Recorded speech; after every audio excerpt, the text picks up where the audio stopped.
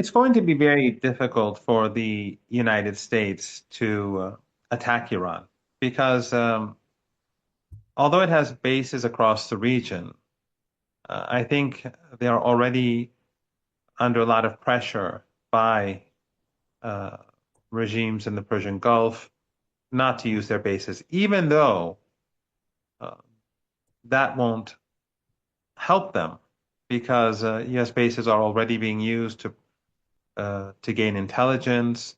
They've been used against Iran when Iran struck back at the Israeli regime.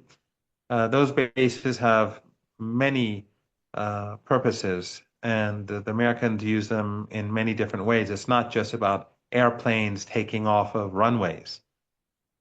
Uh, but still, the Americans would probably use Diego Garcia, which is very far away. And the B-2s and B-52s would have to fly all the way to Isfahan. And I guess that's something like 5,000 kilometers, if I'm not mistaken.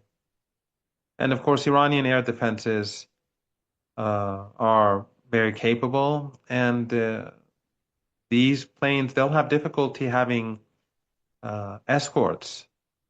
I would assume they'd have to bring a couple of aircraft carriers into the Indian Ocean. And also, Iranian anti-ship systems are.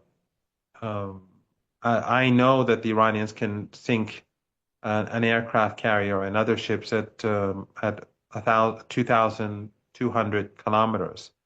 I don't know if they have further range than that right now, but it would be very difficult for the Americans to carry out any strike on Iran. That's the point. Um, and they would be very vulnerable.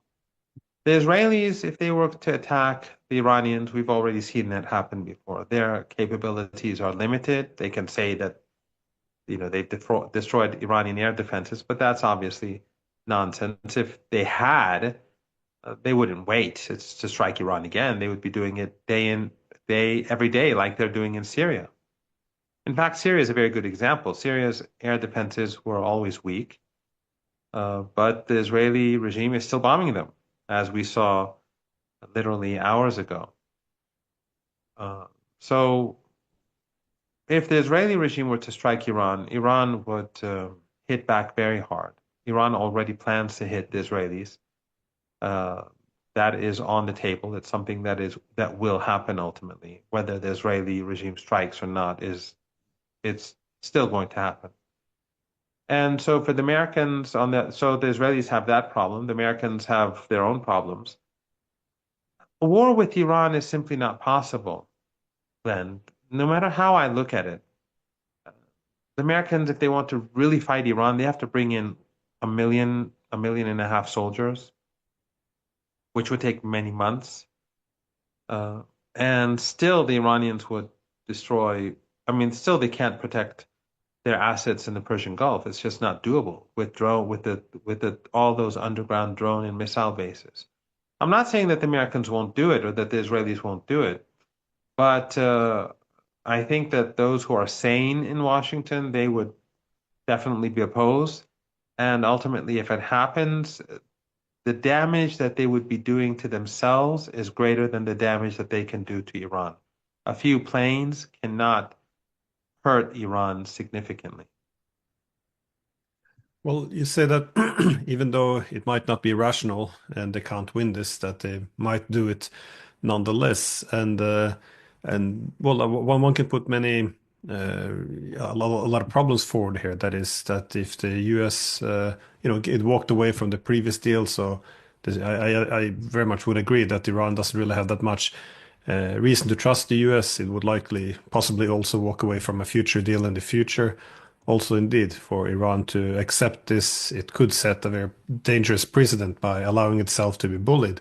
On the other hand, though, if you think that they might attack nonetheless, even if they won't be able to win, such a war would be nonetheless quite devastating.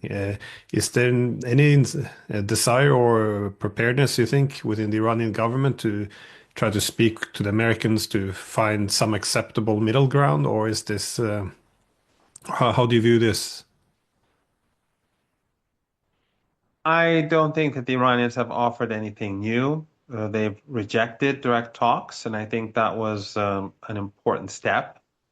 We also saw Dr. Larijani, the senior advisor to the leader, come on television and say that if the United States strikes our peaceful nuclear program, that Iran will develop a nuclear weapon or it will develop nuclear weapons. And he said that we've taken uh, the precautions already. Even if they strike, they will not be able to set back our program.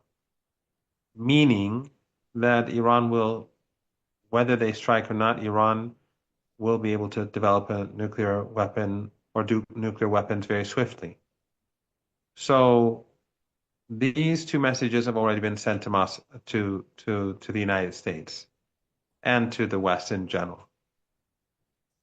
And I think that makes it all the more difficult for the United States. What did he exactly mean by the fact that they cannot set back our nuclear program in the context of a nuclear weapon? I can guess what that means, but I can't, I don't want to say it because I don't know, and I don't want to say something that I'm not sure about. But I think we have to take it at face value. And that means that if the United States strikes, Iran will very swiftly have nuclear weapons and they will have the ability to fire them. So that is what Iran has done. Iran is also, although I should point out, has also stated once again that it will continue with indirect negotiations. In other words, it's not going to discontinue anything. It's going to be business as usual because we've had indirect negotiations for all these 40 some years. It's been on some instances where we've had direct negotiations, such as over the JCPOA, the nuclear deal. But negotiations have never been completely cut off. So I don't think that the Iranians have taken any steps that would make the Americans happy. I think it's the reverse, the opposite. However, Trump, when he said that, some of his statements seem to indicate that he is, when he said, when we heard from the Americans that they're considering Iran's offer for indirect negotiations, I think that is perhaps a sign that he's looking for an off-ramp because Iran hasn't offered anything new. It's always been there. Nothing new has been offered by the Iranians.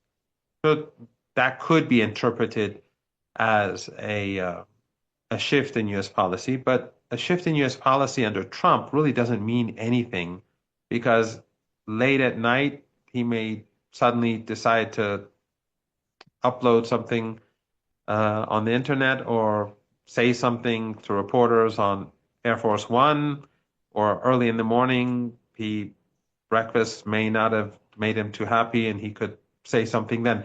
So a shift in US policy is not really something that we can count on. And that is one reason why it is not really possible to give Trump anything,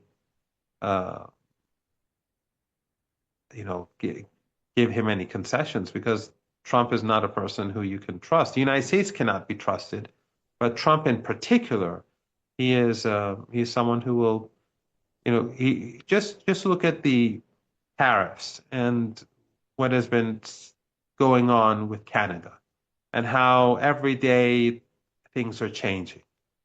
Every day the policy on tariffs until Liberation Day, we've seen so many changes, and the United States is just not reliable for the Iranians. So I think the priority right now for Iran is to be strong.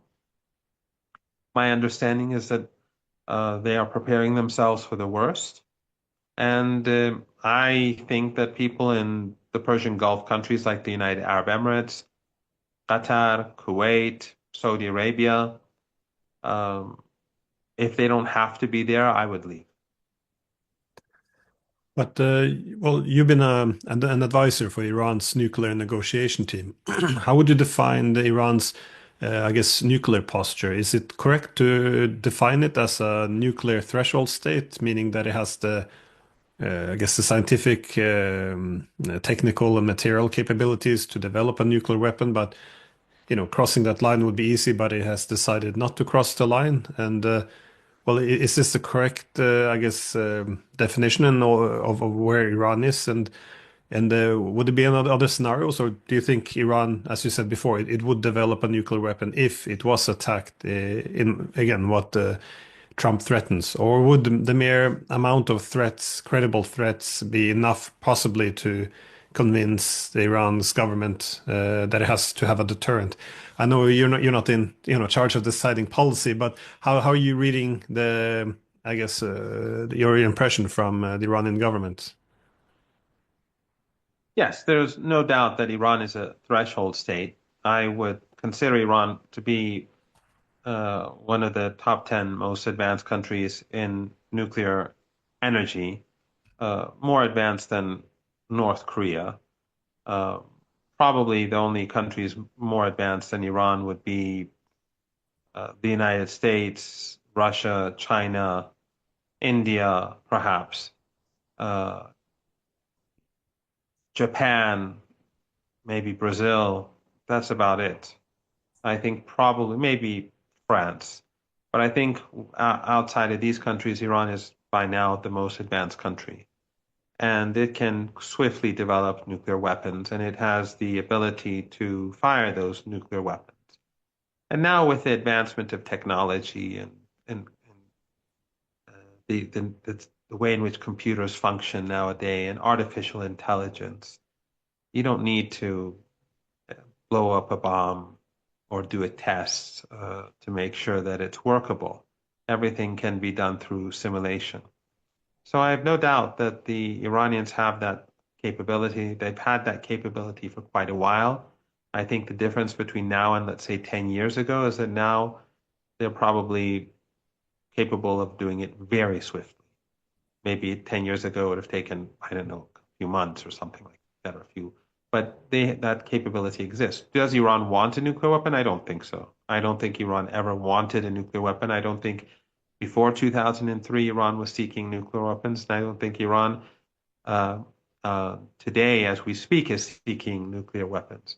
Uh, the Iranians believe that nuclear weapons are trouble because once you have them, then everyone else wants them. It's not just an issue of the Israeli regime or the United States. It's a problem where you could have tiny countries uh, seeking them in future for their own security, and many of these countries are not very stable. None of the oil and gas rich countries in the Persian Gulf are stable. They're all family dictatorships. None of the Arab countries in the region are stable. Turkey, nowadays, we see the problems inside Turkey. It's not, then we have Central Asia. So nuclear weapons is not something that the Iranians believe are that they should have. But the reason why Iran is a threshold state is because Iran has already been threatened with nuclear weapons. Hillary Clinton once threatened Iran. I remember an instance where she threatened Iran with nuclear weapons. The former French president threatened Iran with nuclear weapons. The Israeli regime has, during this genocide in Gaza, a minister threatened to use a nuclear weapon or propose using a nuclear weapon in Gaza. And different people have said that repeatedly. And then Netanyahu, he goes to the Israeli regime's nuclear site and threatens Iran from there, sending his own message. So being a threshold state has a purpose. It's basically saying we don't have the weapon, but don't think you can threaten us with weapons. But if Iran is forced to have a weapon, they will have it. And I think what Dr. Larijani said, I think the most important sentence actually that he said was that whether you attack us or not, you cannot set back our nuclear program, meaning that you cannot set back our capability of producing a nuclear weapon. I don't even think that they can destroy the peaceful nuclear program because it's very deep underground.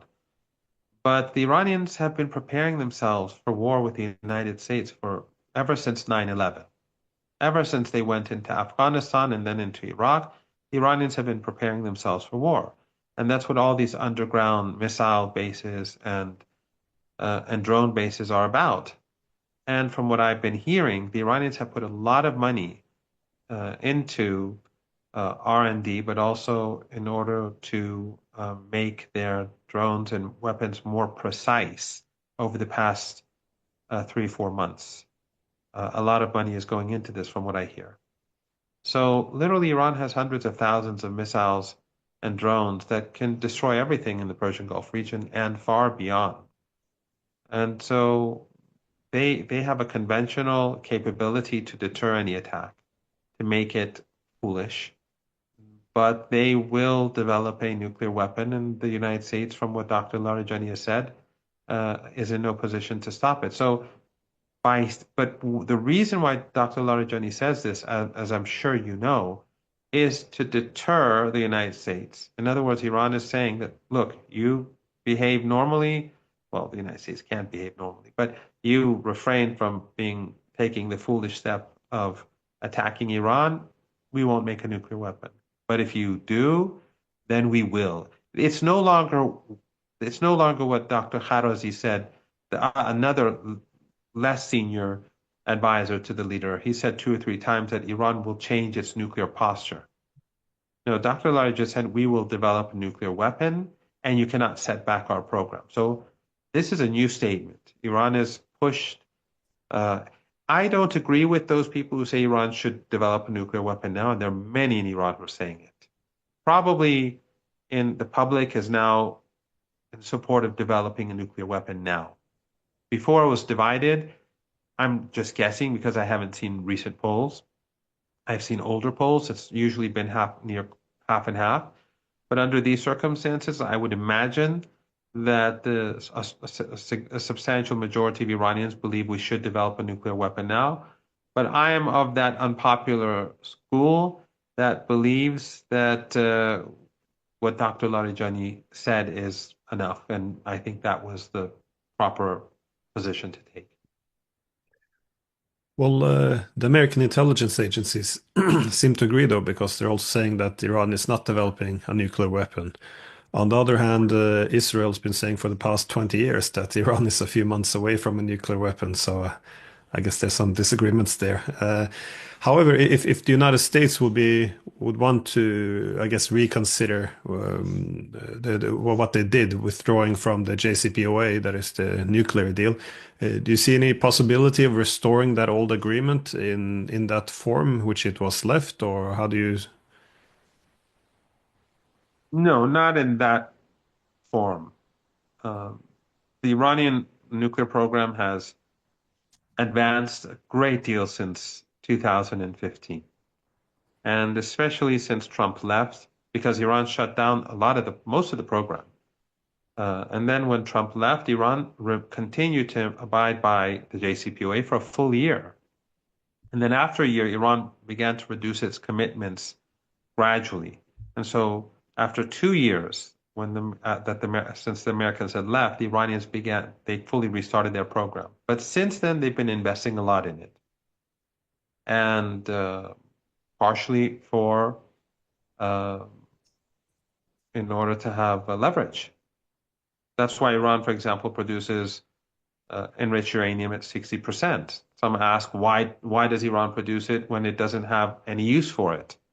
I mean, we don't have a nuclear submarine yet, and we don't use it to produce medicine yet. So why do we have it? It's for leverage. It's to be used at the negotiating table when or if there are negotiations for a new deal at some point 5 years from now, if ever. So Iran's nuclear program has advanced a lot. Iran is not going to negotiate that, and it's not going to go backwards, especially since we've paid a huge price. The reason why we've developed the nuclear program is because of the maximum pressure sanctions. And the maximum pressure sanctions were never removed. Under Obama, some of the sanctions were eased, but he violated the deal from day one.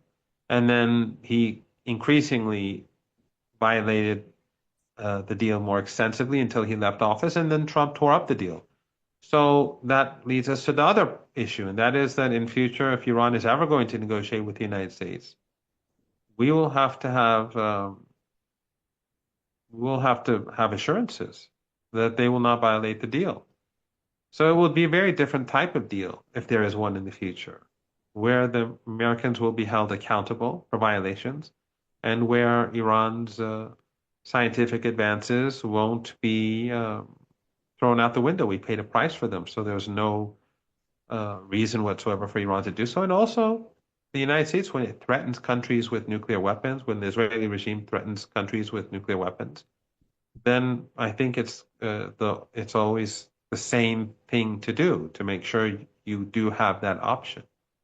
So uh, we are where we are. I see any hope for a new nuclear deal to be very difficult to achieve. At the moment, the Iranians are being very strong. They're very firm. They're building up their defenses and they're building up their offensive capabilities. And the messages that are being sent are that we're not going to talk with you directly. And so I think that shows that Iran is prepared. So, well, so you said Iran has leverage, and there's an ability to, yeah, to use this in the negotiations in the future. What will be Iran's main, well, what it would want to achieve in a negotiation? And do you see any? Because in Europe now we're talking about how to have a wider reset to or redo some of the mistakes we did over the past 30 years. Is there something similar to be done in that region? Something to, I guess, untangle some of the problems and yeah, conflicts which have been building up for, yeah, so many years? Or I don't know how. I guess it's a bit difficult question how to fix this a huge Well, riddle, but yeah, what would be the main approach? we have to always keep in mind that the problem that the United States has with Iran is not about its nuclear program. It's not about human rights. It's not about global warming. It's not about terrorism. Everything is about the Israeli regime. That's how it has always been.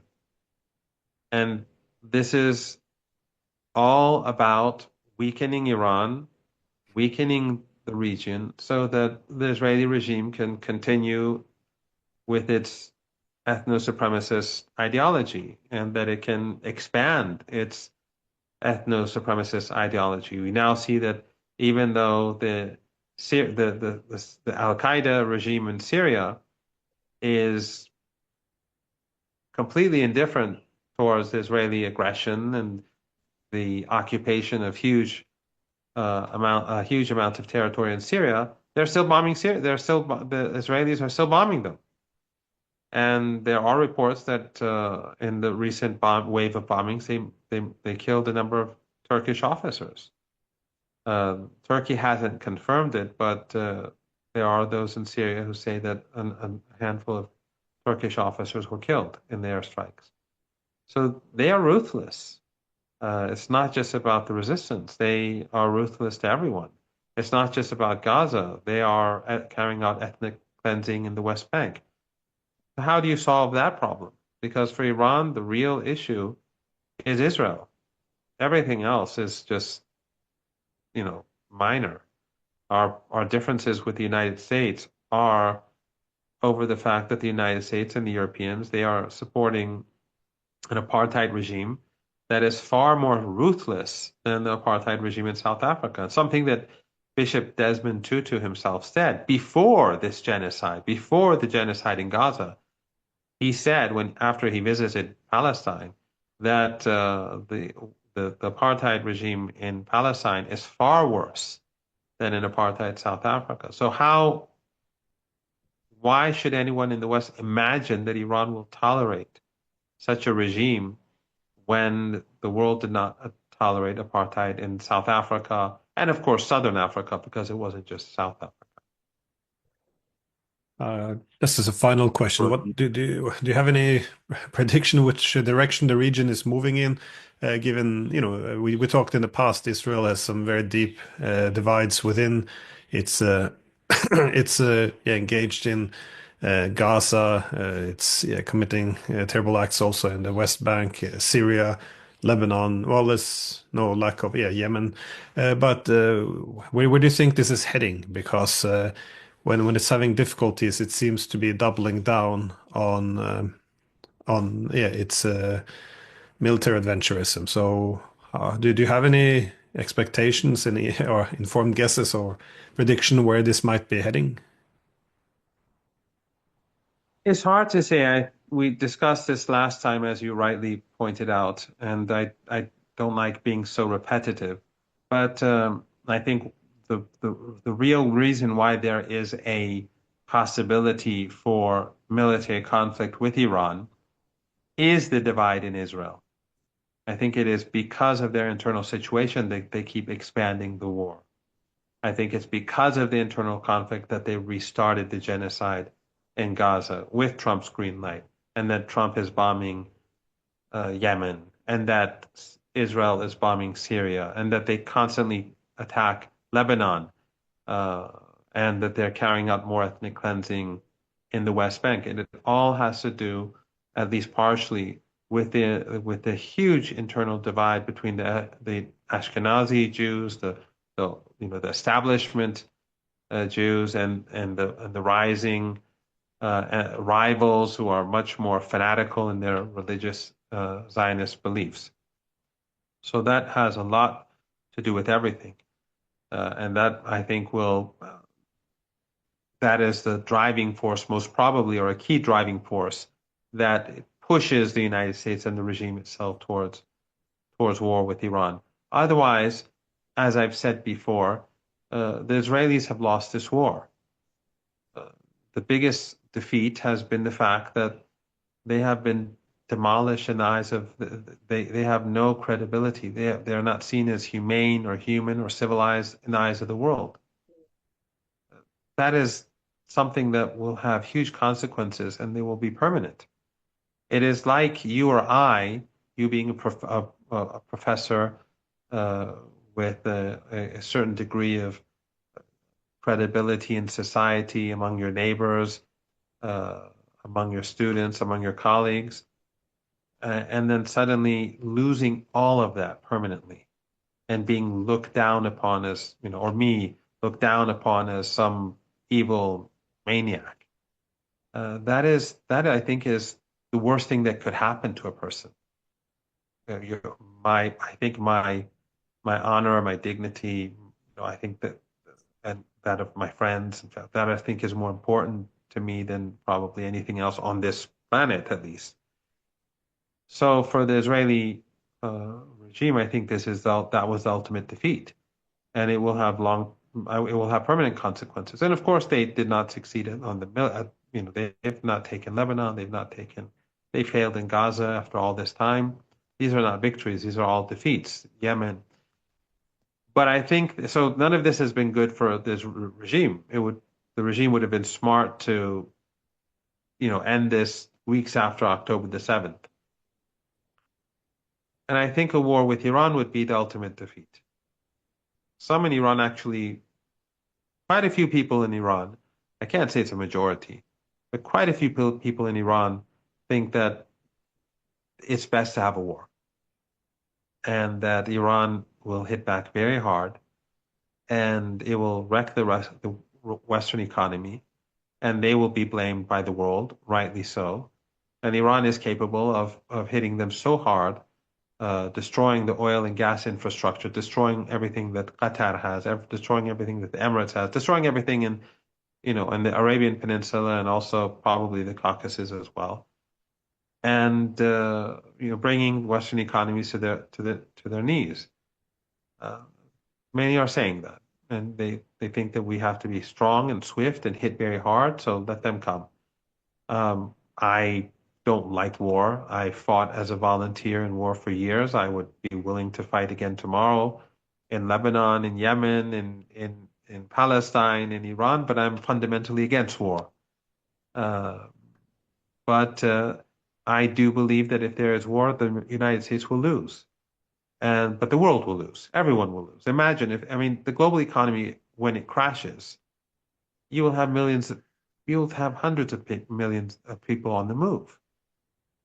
I mean, right now that what we're seeing, these immigrants or illegal immigrants or whatever they'd like to call them, refugees, it's like it would be like a small creek, or compared to mighty river, if there is such a war, because the people who are on the move now they'll increase 100-fold as the global economy collapses. So it would be catastrophic. It would be utterly dystopian. Even though when we watch footage of Gaza, we already feel we live in a dystopian world. But what would be to come, what would become of life on this planet, I think, as a result of a war in the Persian Gulf, where all the palaces are glass palaces, I think that would make what's going on today look very small indeed.